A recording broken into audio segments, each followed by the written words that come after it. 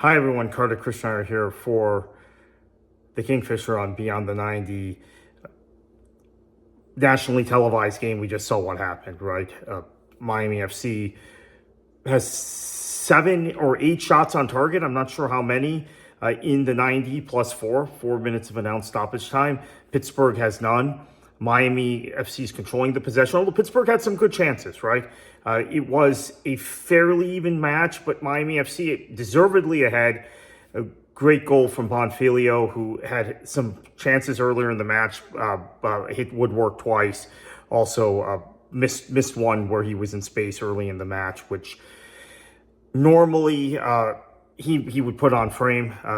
A striker of his quality who is now tied for the lead in the Golden Boot race in the USL Championship, 11 goals on the championship season, 14 in all competitions. Miami does not concede a shot on target in the 90 plus 4, but a lack of composure in that 4 minutes of stoppage time. Not going to the corner on one occasion, on another occasion being caught offside when they could have just played the ball back and forth. And then really kind of a silly foul in midfield, which leads to advantage being played and then it being brought back. Pittsburgh gets one last chance. And you know how it goes. This is how it goes, especially for teams that are down on their luck and have not been playing well of late. They get a goal. They get their first shot on target in the match. They get a goal. They run out 1-1 with a 1-1 draw. A real smash and grab point for Pittsburgh. A very tough place to play, and under normal circumstances, you'd say a point up there is pretty good for Miami. But Miami is now 7 without a win, 7 on the bounce. Does not play this weekend. Goes to Hartford next week, and what I am now thinking is really a must-win match when you consider you've got the likes of El Paso and Lou City coming soon thereafter. I mean, you really need to get something from the not just get something. I think you need to win in Hartford now. Which is unfortunate. In theory, with this point, Miami FC back into the final playoff spot in the East, but they don't play this week, so they'll be out of the 8th spot in all likelihood. Probably maybe down to 10th by the time that Hartford match takes place midweek next week. Talk about individual performances. Bonfiglio found space, was off target on a couple occasions, as we said, hit woodwork, but finished a great chance, which Alan Gavilanis did such a good job of beating his man and putting that on a plate for Bonfiglio. They were fairly good performances in the midfield, controlled possession, kind of controlled the tempo all match. I thought both Knutson and Bolu were good as the center back pair. Pipe Rodriguez again deputizing for the injured Bill Hamid, very good. But when you give up a goal like this, just like the match against Lexington, where you had a player on the pitch in Mikey Lawrence who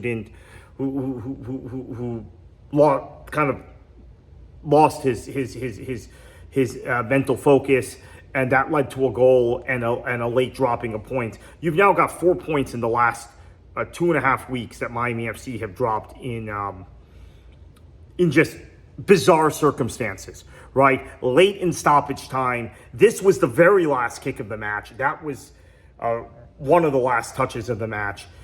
And that's 4 points you've left on the table in an Eastern Conference, which is really bunched up. It's very forgiving, the USL Championship, but it's so forgiving that Tampa Bay, who were the worst team in the league for the first 3 months of the season, or for most of that first 3 months of the season, are probably going to make the playoffs.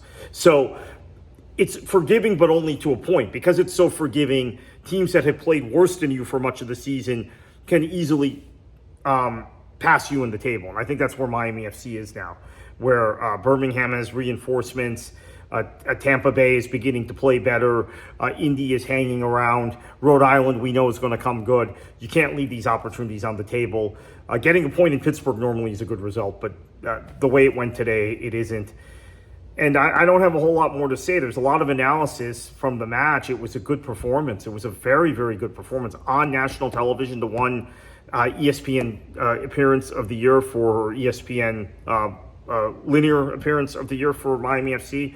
Obviously, the rest of their appearances are on ESPN Plus or on Golazzo on CBS. No CBS Sports Network games or CBS over-the-air games this year for Miami. So this was kind of a showcase of how the team had improved for the national audience, who've seen a lousy team the last few seasons, a team that hasn't been competitive in this league. But the mentality is still lacking.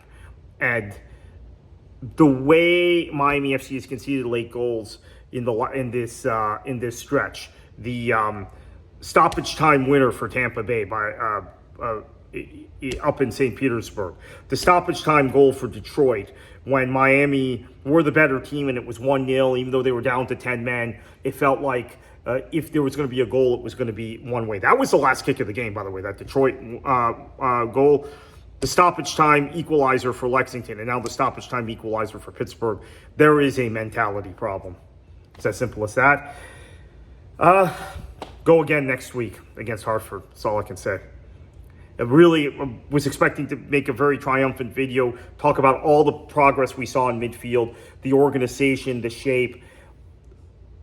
Maybe later in the week we'll talk about that, but not tonight.